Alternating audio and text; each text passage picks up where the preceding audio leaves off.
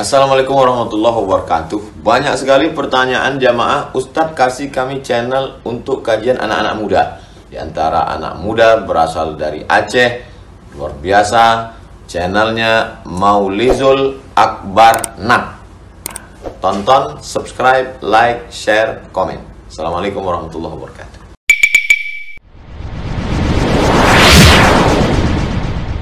Assalamualaikum warahmatullahi wabarakatuh.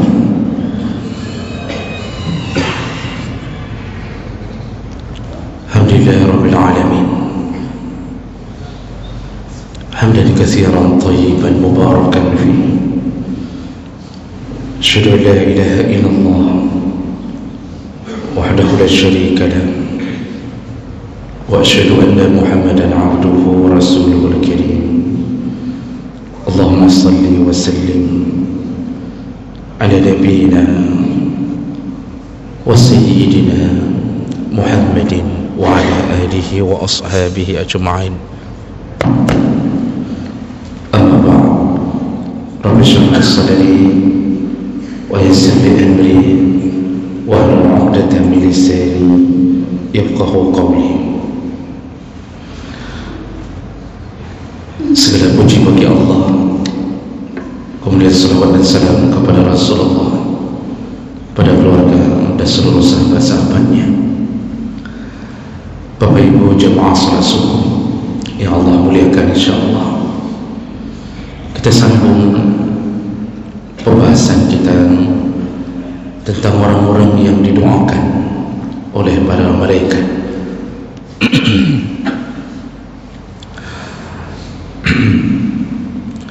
Orang berikutnya yang didoakan oleh para malaikat yaitu orang-orang yang berinfak di jalan Allah. Mereka didoakan supaya diganti apa yang mereka infakkan. Dan ini salah satu doa yang paling indah yang dikeluarkan oleh para malaikat Allah untuk orang-orang yang telah mengeluarkan hartanya karena Allah. Rasulullah sallallahu alaihi wasallam melalui hadis dari Abu Hurairah riwayat Bukhari dan Muslim, Rasulullah berkata, "Ma min yawmin yusbihul ibada illa malakani yanzilan." Tidak ada satu hari pun atau tidak terlewat satu hari pun hari yang dilalui oleh seorang hamba kecuali pasti hamba itu dikawal, diawasi oleh dua malaikat. Fayaqulu ahaduhuma, malaikat yang pertama berdoa bagi orang yang dikawalnya. Apa doa pertama? Allahumma a'ti munfiqan khalafa. Ya Allah, gantilah harta apa yang telah dikeluarkan oleh orang ini. Tentu doa ini dilayangkan oleh malaikat kepada Allah, kepada orang-orang yang dermawan. Jadi begitu seseorang bersedekah, langsung malaikat berkata, ya Allah, gantilah apa yang telah dia keluarkan. Malaikat yang kedua berdoa, Allahumma a'ti mumsikan talafa. Ya Allah, hancurkanlah, binasakanlah harta orang yang pelit ini, ya Allah. Ini jadi ada dua doa yang berbanding terbalik. Satu doa dari para malaikat untuk orang yang dermawan, satu lagi doa dari para malaikat untuk orang-orang yang kikir, orang-orang yang pelit. Didoakan supaya hancur hartanya, binasa hartanya. Nah, jawab mereka Allah Subhanahu wa taala. Maka malaikat melalui doa yang kita dengarkan dari hadis Nabi sallallahu alaihi wasallam tadi, kita tahu bahwa malaikat suka, senang, mencintai orang-orang yang suka bersedekah. Kalau dia tidak senang, maka tidak mungkin didoakan dengan kebaikan. Doa malaikat selalu diijabah oleh Allah. Malaikat makhluk yang tidak pernah melakukan dosa, makhluk yang paling taat. Ketika dia berdoa, Allah mengijabahkannya, bahkan melebihi ijabah Allah kepada doa kita. Malaikat tidak ada penghalang kalau berdoa. Kita kadang-kadang ada penghalangnya. Mungkin dalam jiwa kita ada darah yang mengalir dari harta haram, maka Allah tolak doa kita. Itu salah satu penyebab yang paling utama. Nah, malaikat paling senang kepada orang yang bersedekah.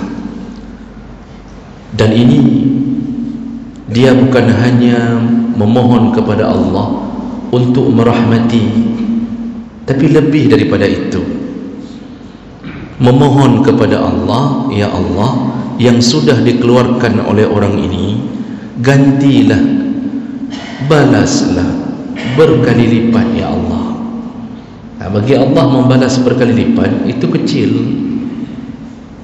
Allah bisa berikan apapun di atas dunia, seandainya semua jin dan manusia, kata Nabi dalam hadis riwayat Bukhari, seandainya semua jin dan manusia diberi kesempatan oleh Allah untuk memohon permintaan terbaik dari Allah, setiap satu orang minta suka-suka,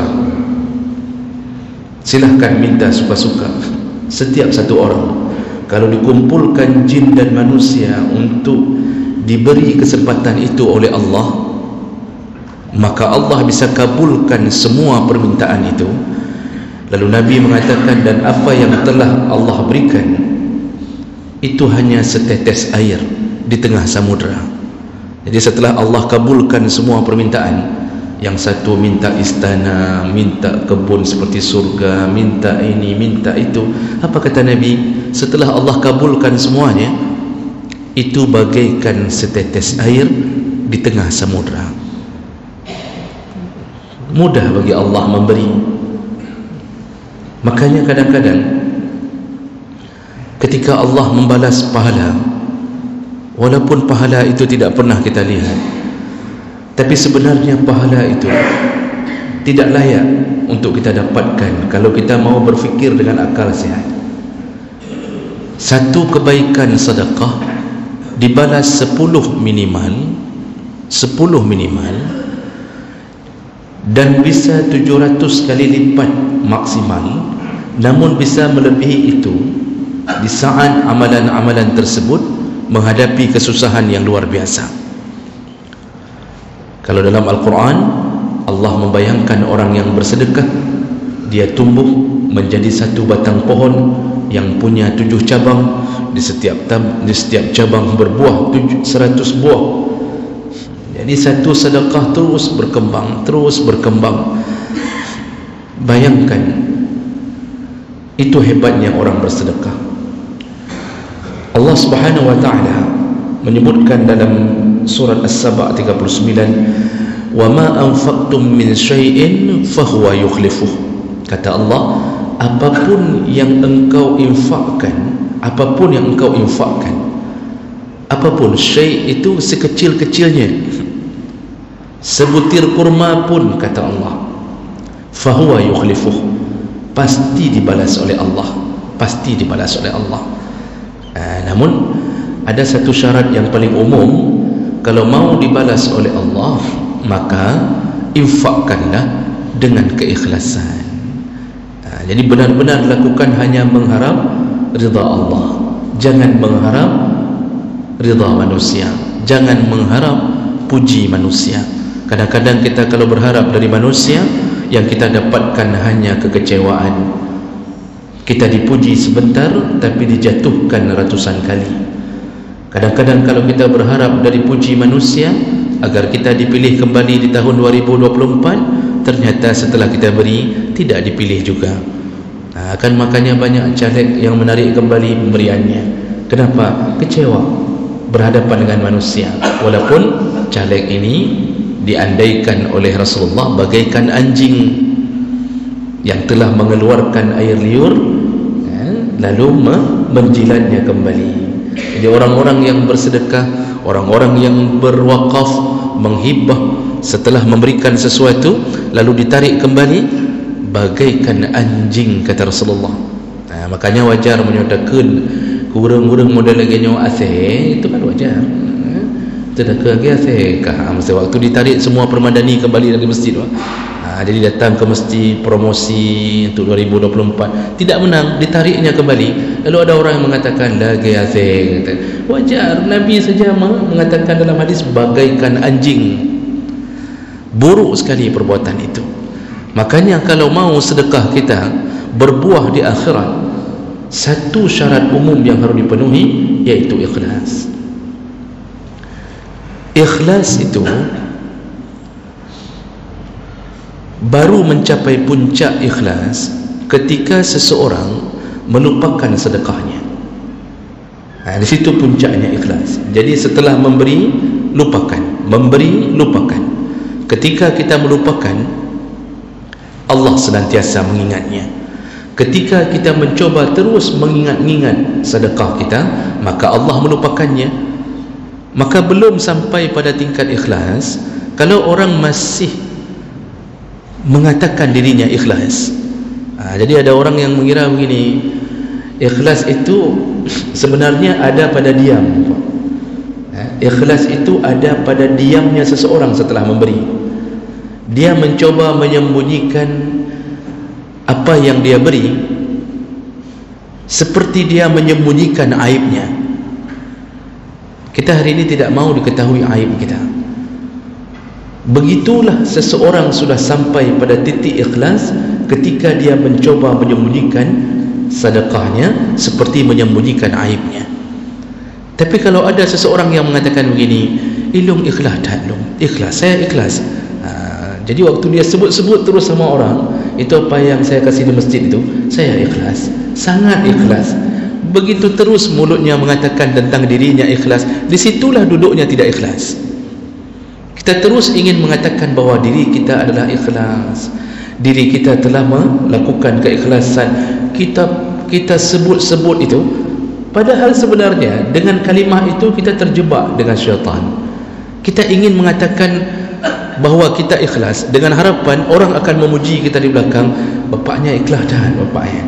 Bapak tu ikhlas sekali ketika memberi. Siapa yang bilang ikhlas? Dia sendiri bilang ikhlas. Itu bukan ikhlas. Ikhlas itu duduknya pada diam. Memberi, dimasukkan uang 100,000 ke dalam celengan yang bergerak, lalu dia diam saja. Tidak pernah diungkit di kedai kopi, tidak pernah ketika dia duduk bersama dia mengatakan ilung nah nyau masjidnya tertuh ribai pujuk, kata dia. Kalau ke masjid 100,000 pun saya kasih, enggak ada masalah, tu masuk ke dalam celeng, ikhlas insya-Allah. Disitulah duduknya tidak ikhlas. Kita masih terus membicarakan sedekah kita. Makanya nanti yang berbuah menjadi pahala terbesar adalah orang-orang yang ketika sudah memberi lalu dia menyembunyikannya, dan yakinlah Allah membalasnya. Ada sedekah yang kita sudah tidak ingat lagi. Mungkin sudah puluhan tahun yang lalu kita pernah bantu seseorang. Nanti Allah ketika menghadirkan bukti itu di akhirat, baru kita teringat kembali, oh betul, rupanya fulan pernah saya bantu dulu, fulan pernah begini, fulan pernah begini. Allah balas dengan segala-galanya. Maka jemaah melakukan Allah Subhanahu wa taala, berusahalah untuk memberi dalam kondisi apapun. Memberi itu tidak mesti banyak, karena Allah ketika menyatakan tentang memberi itu pun memakai kalimat a'ta.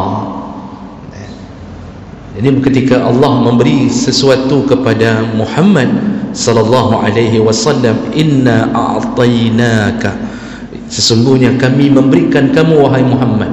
Kenapa Allah memakai kalimat a'ta? A'tainaka, a'ta yu'ti itu artinya memberi. Dalam kamus disebutkan kalau dipakai kalimat a'ta dalam bahasa Arab, itu artinya apa yang diberi lebih sedikit daripada apa yang disimpan. Kita punya gaji 10 juta, yang kita beri ke masjid tidak mungkin 10 juta semuanya, karena kita harus simpan untuk kehidupan kita juga. Maka yang kita beri ke masjid 1 juta, itu sudah bagus, karena Allah tidak minta semua. Allah pun memberi kepada Nabi itu sedikit dibanding yang disimpan di akhirat. Itu yang telaga Al-Kausar diberikan oleh Allah kepada Nabi Muhammad, dikapling untuk Nabi Muhammad. Itu Allah pakai kalimat a'ta. Allah ingin mengatakan, Muhammad, yang ku beri kepadamu ini kecil dibandingkan yang ku simpan. Terlalu banyak yang disimpan Allah di akhirat nanti. Kita juga begitu. Makanya dalam Al-Quran disebutkan, fa'amma man a'ta, barang siapa yang telah memberi, maka nanti di ujung ayatnya, fasanuyassiruhu lil yusra, kami mudahkan hidupnya. Jadi hebatnya orang yang suka memberi, berinfak, bersedekah, selain mendapatkan doa dari malaikat, dimudahkan hidupnya oleh Allah. Kita mungkin tidak terasa, Bapak Ibu, yang kita jalani selama ini, kenapa begitu mudah hidup kita? Hutang, alhamdulillah sudah beres semuanya, kita bayarkan sedikit-sedikit. Alhamdulillah keluarga terjaga, isteri kita taat, tidak banyak masalah, kecuali di akhir bulan, itu pun sedikit masalahnya. Karu bacut akhir bulan gara-gara belanja ke habis. Itu sedikit masalah, tapi taat, banyak taatnya daripada masalahnya. Anak-anak kita begitu mudahnya hafal Quran. Ketika kita menyuruh sesuatu, mereka langsung mengatakan, wan ayah. Tidak ada perlawanan sedikit pun. Dimudahkan hidup kita. Masuk kantor dengan senyuman. Kenapa? Karena rumah tangga aman. Orang yang masuk kantor dengan muka megerap, cemberut, kemudian dalam keadaan gelisah hatinya, biasanya gara-gara rumah tangganya hancur. Itu sampai kerja pun tidak enak lagi. Tapi kita dimudahkan Allah. Terasakah kita bahwa yang kita jalani begitu mudahnya? Oh, pernah sakit, tapi kemudian Allah sembuhkan, bertambah-tambah taat kita ke Allah. Kenapa lutut kita Allah ringankan menuju ke masjid di waktu salat subuh, di saat orang lain tercampak di atas kasurnya? Begitu mudahnya urusan kita. Anak kita sekolah terus selesai satu persatu. Ini semua mungkin salah satunya adalah bahagian dipermudah hidup oleh Allah. Kenapa? Kita suka bersedekah. Maka orang hari ini meremehkan sedekah, padahal Allah sudah janji yang memberi selalu memudahkan hidupnya. Itu belum lagi janji Nabi yang mengatakan Allah senantiasa menolong hamba selama hamba itu menolong saudaranya. Ya, maka Allah fi aunil abdi, maka al-audu fi auni akhihi. Allah senantiasa menolong seorang hamba selama hamba selalu menolong saudaranya. Ada yang berhutang, kita kasih. Karena berhutang termasuk memberi, dan itu menolong. Walaupun banyak tersakiti setelah memberi, kita kemudian tersakiti, tapi itu urusan yang kedua. Nah, jemaah melakukan Allah Subhanahu wa taala, ini hebatnya orang bersedekah. Di hari kiamat nanti, orang yang bersedekah dipadamkan neraka untuknya. Tubuhnya haram disentuh neraka bagi mereka yang suka bersedekah. Makanya Rasulullah mengatakan, ittaqun nara walau bisyaqqi tamrah. Takwalah engkau, hindarilah neraka, kata Allah, kata Rasulullah, walaupun cuma dengan bersedekah satu kurma. Satu kurma bisa memadamkan neraka bagi kita. Syaratnya memberi karena Allah Subhanahu wa taala. Jadi kalau sudah memberi itu jangan diposting, ya. Kalau sudah memberi itu jangan diupdate status. Karena banyak orang hari ini memberi lalu langsung HP bermain. Kalau seandainya memberi karena memang perlu bukti syiar, perlu bukti, memberi rumah duafa, disuruh foto karena perlu bukti supaya masyarakat tahu uang yang telah diwakafkan oleh masyarakat ini buktinya, rumahnya sudah didirikan. Itu tidak termasuk pekerjaan yang menghanguskan pahala. Tapi kalau kita model memberi sendiri amplop ke fakir miskin, urusan sendiri, amplop sendiri, tidak perlu SPJ, tidak perlu pertanggungjawaban, lalu kita suruh pegang amplop sama fakir miskin, kita jabat tangannya, lalu kita bilang sama anak kita, foto nak untuk kenang-kenangan di neraka nantinya. Ini kan bermasalah. Ya. Foto pagi itu juga hilang pahalanya. Jadi riya itu bukan terletak pada nama kita yang tercantum. Riya itu terletak pada permainan hati. Makanya bapa yang telah wakaf diumumkan di masjid, nama jelas disebutkan, itu belum tentu riya selama pemiliknya memang tidak meniatkan untuk dipamerkan. Tapi supaya orang tahu bahawa wakaf ini milik fulan, supaya tidak diganggu lagi nanti setelah diwakafkan. Itu tidak mengapa nama kita disebut. Jadi enggak mesti pakai nama hamba Allah, walaupun yang pakai nama hamba Allah pun belum tentu ikhlas. Diumumkan hamba Allah 5 sak semen. Nah, itu si hamba Allah yang wakaf 5 sak semen ke masjid itu selalu dia ucapkan kepada temannya. Tadi ada dengar pengumuman waktu Jumaat 5 sak semen. Yang kenyalung ya 5 sak semennya. Yang menulis hamba Allah yang kenyalung, kata dia. Hancur sudah semua pahalanya. Maka jemaah melakukan Allah Subhanahu wa taala, buktikan cinta kita kepada Allah melalui sedekah. Didoakan terus-terusan oleh malaikat. Makanya dalam hadis disebutkan as-salatu nur, kata Rasulullah. Salat itu cahaya hati. Was-sadaqatu burhan, sedangkan sedekah burhan. Jadi Nabi sengaja menyebutkan sedekah itu burhan. Apa itu burhan? Tanda bukti. Maka Burhanuddin itu tanda bukti agama. Pak Burhan itu artinya tanda bukti itu. Burhan, tanda bukti. Bukti apa? Kenapa sedekah disebutkan burhan? Bukti cinta iman, bukti cinta dan iman kita kepada Allah. Banyak orang mengaku beriman. Ketika ditanya siapa Tuhanmu? Allah. Siapa Nabimu? Muhammad. Ada sedekah? Tidak. Dia tidak bisa membuktikan imannya. Orang yang membuktikan iman melalui sedekah.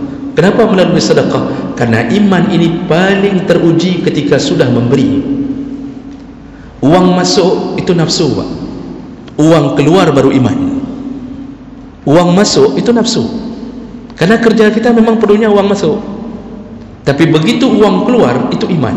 Karena nafsu akan mencoba untuk menarik uang, kita lawan dengan iman kita beri, terbuktilah iman kita. Maka barang siapa yang mencintai dan membuktikan cintanya, karena cinta butuh pengorbanan, cinta butuh pengorbanan, maka orang yang bisa membuktikan cintanya, orang yang memberi. Maka buktikanlah nanti di bulan Zulhijjah, berkorbanlah. Itu salah satu pemberian terhebat untuk Allah Subhanahu wa taala.